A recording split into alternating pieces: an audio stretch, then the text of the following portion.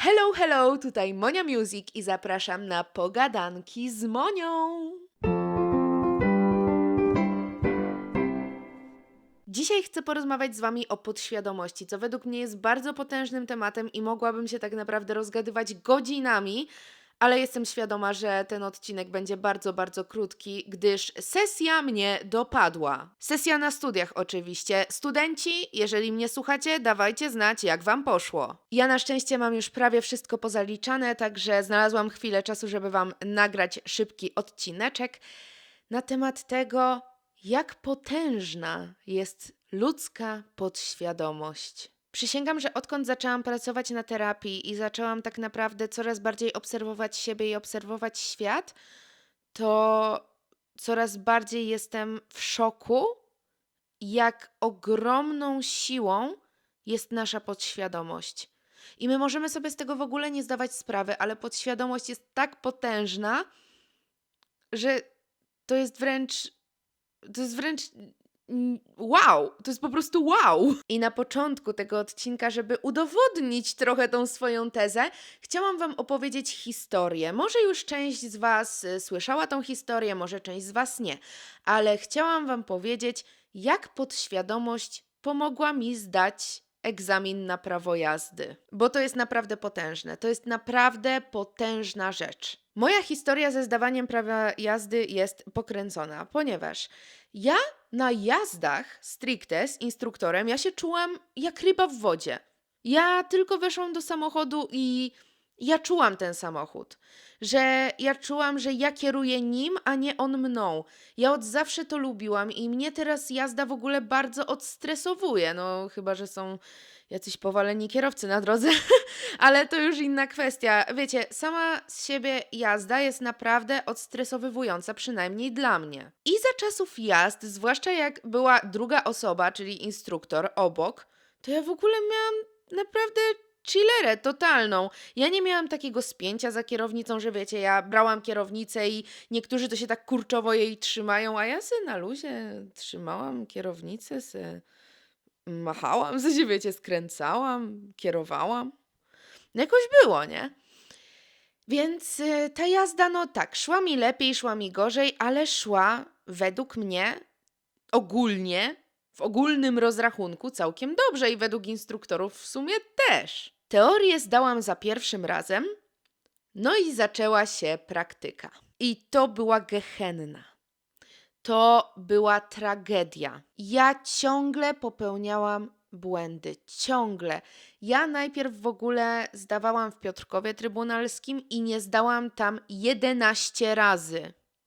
Czajcie? Wiem, że niektóre sytuacje to było takie czepialstwo tych egzaminatorów, ale wiem, że dużo sytuacji było totalnie z mojej winy. I czasem te sytuacje były wręcz absurdalne, tak z perspektywy czasu.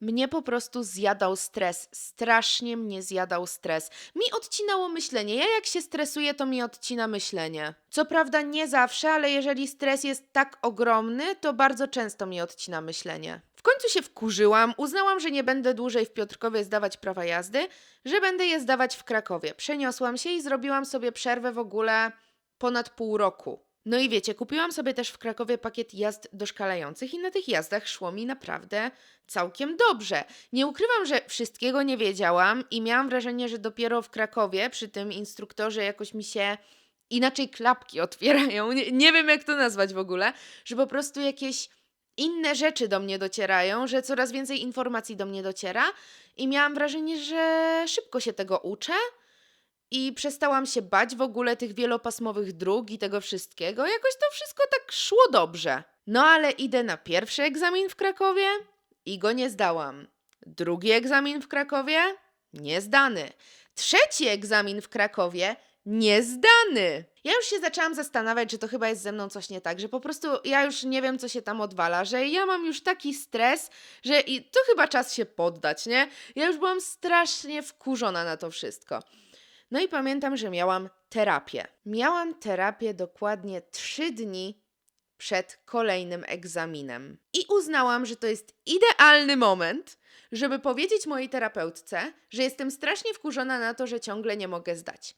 I zaczęłyśmy sobie o tym wszystkim rozmawiać. I ona powiedziała, żebym się nastawiła, że na egzaminie, że to nie jest egzamin, tylko że ja idę na kolejne jazdy. Że to jest kolejna jazda doszkalająca, bo tak naprawdę robisz tam to samo, czyli sprawdzasz swoje umiejętności. I wzięłam sobie potężnie tą radę do serca, naprawdę potężnie. I przez te 2-3 dni ja sobie wbijałam do głowy, ja sobie po prostu codziennie wbijałam do głowy, żeby mój mózg zrozumiał, że to są jazdy, a nie egzamin. Żeby mój mózg w to uwierzył. Czyli działałam na swoją podświadomość. I słuchajcie, jak wsiadłam do auta właśnie z egzaminatorem, to on mi mówi, że no coś tam, że nazywa się tak i tak, że jest egzaminatorem i że będzie właśnie przeprowadzał ze mną egzamin. I ja wtedy w głowie sobie powiedziałam, to nie egzamin, tylko jazdy. Dosłownie do tego stopnia wykreowałam swoją podświadomość, w sensie tak ją wytrenowałam do tej chwili, że ja sobie to powiedziałam w głowie, no nie? I miałam w świadomości, że to jest egzamin, ale podświadomość myślała, że to są jazdy doszkalające. Dzięki czemu stres nie zniknął, ale był o wiele, wiele mniejszy. Chociaż nie ukrywam, do dzisiaj pamiętam sytuację, kiedy stałam na światłach, trzymałam nogi na sprzęgle i hamulcu i czułam, jak mi się telepią, dosłownie telepią! Ale zdałam. Co prawda za 15 razem łącznie, ale zdałam. I zdałam tylko dlatego, że w końcu mój mózg przestał przejmować się faktem, że to jest egzamin, bo był wytrenowany na myślenie, że to są jazdy doszkalające, bo tak mocno zadziałałam na swoją podświadomość. Dlatego uważam, że naprawdę podświadomość jest cudowną mocą, bo podświadomość ona jakby jest bardzo głęboko ukryta. To jest coś, to są takie nasze przekonania, nawyki, to jest coś takiego wewnątrz nas, tak głębokiego, że czujemy, jakby to było aż nienamacalne, ale to jest i można z tego naprawdę mocno i dobrze korzystać, bo podświadomość to jest dar. To jest naprawdę dar.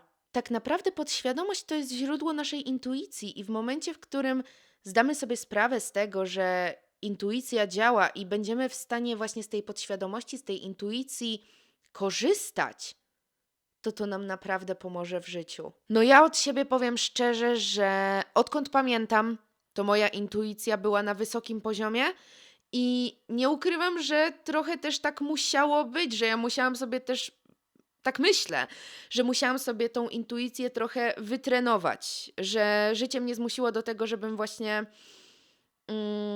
no miała dużo takich radarków w sobie. Ja oczywiście bardzo często teraz korzystam ze swojej intuicji i mam nadzieję, że wy też, bo tak naprawdę każdy z nas ma swoją intuicję, tylko nie każdy chce jej słuchać. A prawda jest taka, że intuicja nam towarzyszy każdego dnia.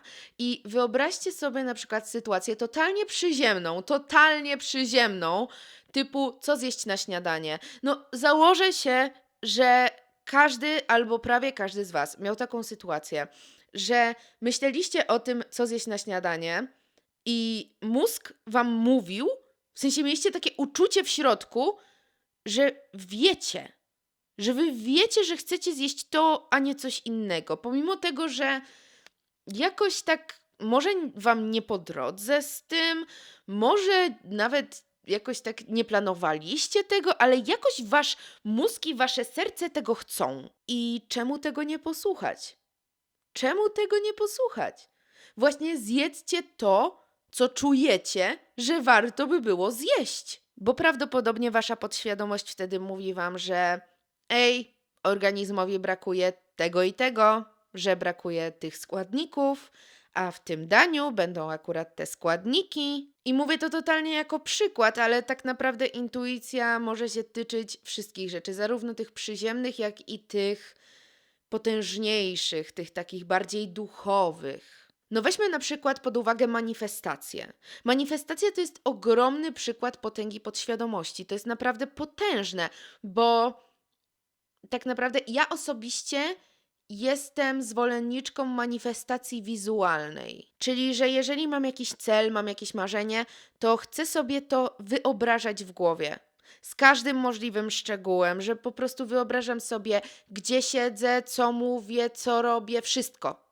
Wszystko. I wiecie, że część moich manifestacji sprzed nawet paru lat już się teraz sprawdziła? Może nie do końca w takiej formie, jak sobie wyobrażałam, ale się sprawdziła. Ale manifestacja to jest tylko jedna z form takiego podświadomego układania sobie przyszłości, bo jest na przykład też modlitwa. Są osoby wierzące, które się modlą, wierzą w Boga, jakkolwiek by nie miał na imię. To znaczy, wiecie, są katolicy, są protestanci, są buddyści, są, nie wiem, islam jest. Wiecie, jest bardzo dużo odłamów, bardzo dużo religii.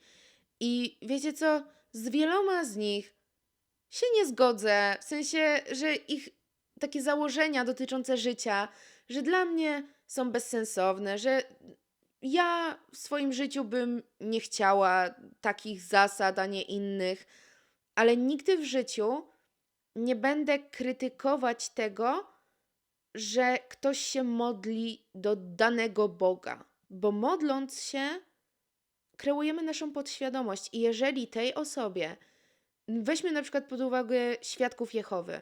Ja totalnie nie rozumiem Świadków Jehowy, nie będę popierać stricte tego zgromadzenia jako zasad, którymi się kierują w życiu, ale nie będę nigdy krytykować tego, że modląc się do Boga, ci Świadkowie Jehowy, że jak się modlą, to czują się lepiej. To wtedy, jak proszą Go o coś, to dostają i wierzą w to, dlatego że oni kreują swoją podświadomość, modląc się do Boga. I tego nigdy w życiu nie skrytykuję, bo podświadomość jest naprawdę potężną siłą. I nieważne, czy my manifestujemy, czy wierzymy w amulety, talizmany, czy my wierzymy, nie wiem, w astrologię, w znaki zodiaków, wiecie, te gwiazdozbiory i inne takie. Czy my wierzymy właśnie w bogów, czy Boga. Ważne jest to, że dzięki temu kreujemy swoją podświadomość. I dzięki temu możemy czuć się lepiej. Nie jesteśmy sami. I dzięki temu jest nam lepiej. Dzięki temu po prostu układamy sobie życie tak, jakbyśmy chcieli, żeby wyglądało. I ja też. Ja wierzę w moc wszechświata. Że ona jest połączona z tą mocą podświadomości i to mi też pomaga. I chcę Wam też powiedzieć, że warto słuchać swojej intuicji, bo ona nas może uratować. Bardzo często może nas uratować. Na pewno mieliście takie sytuacje, kiedy zapalił Wam się taki radarek w głowie. To mogło dotyczyć czegokolwiek, ale na przykład, że nie wiem, nie idź tą ulicą, że pójdź inną i okej. Ja bym się tego posłuchała. Ja bardzo często tego słuchałam. Jak ja robiłam sobie takie dłuższe spacery jeszcze, to ja zawsze szłam według intuicji, dosłownie. Mnie głowa prowadziła, w którą stronę ja pójdę. Czy ja się jeszcze oddalę od domu, czy ja już będę się zbliżać do domu. Zawsze prowadziła mnie moja głowa i nie żałuję tego, bo zawsze wychodziło mi to na dobre. I pamiętam też bardzo mocną sytuację z mojego życia, kiedy byłam z moją przyjaciółką i właśnie strasznie bolał mnie brzuch. To było jakieś 2,5 roku temu, jakoś tak. I poszłam do łazienki i strasznie, jeszcze bardziej zaczął mnie boleć. I moja głowa, moja intuicja zaczęła mi mówić: dzwoń po karetkę, jedź do szpitala, cały czas coś takiego. I ja byłam taka, że Jezus Maria, co się dzieje? Że dosłownie cały czas mi głowa to mówiła: jedź do szpitala, jedź do szpitala, jedź do szpitala. I żeby nie było, to nie był jakiś głos, że ja mam jakieś, nie wiem, omamy głosowe czy coś. Wiecie, omamy słuchowe. Nie, nie, nie, nie, nie. To nie o to chodzi. Po prostu wiecie, ten wewnętrzny głos, który wam mówi: kurde, jedź do szpitala. No nie, że podpowiada wam to. I, I ja wyszłam do przyjaciółki i mówię, Jezus Maria, ja się czuję źle. I ona mnie zawiozła do tego szpitala. I się okazało, że mam zapalenie otrzewnej. I no, tego samego dnia, w sensie tej samej doby, paręnaście godzin później, byłam na stole. Nie no, ja naprawdę wierzę w moc naszej intuicji, w potęgę naszej podświadomości i zapraszam Was do komentarzy, żebyście pisali o swoich sytuacjach związanych właśnie z intuicją, z podświadomością, żebyśmy wymienili się tym, żebyśmy razem o tym porozmawiali. Nie mam zbytnio czasu, żeby dłużej tutaj do Was mówić, więc naprawdę sekcja komentarzy jest totalnie Wasza. Ja jestem bardzo ciekawa, co Wy o tym wszystkim sądzicie. Tylko oczywiście z szacunkiem do siebie nawzajem. A tymczasem życzę Wam naprawdę wszystkiego, wszystkiego dobrego. Trzymajcie się. Love ya so much.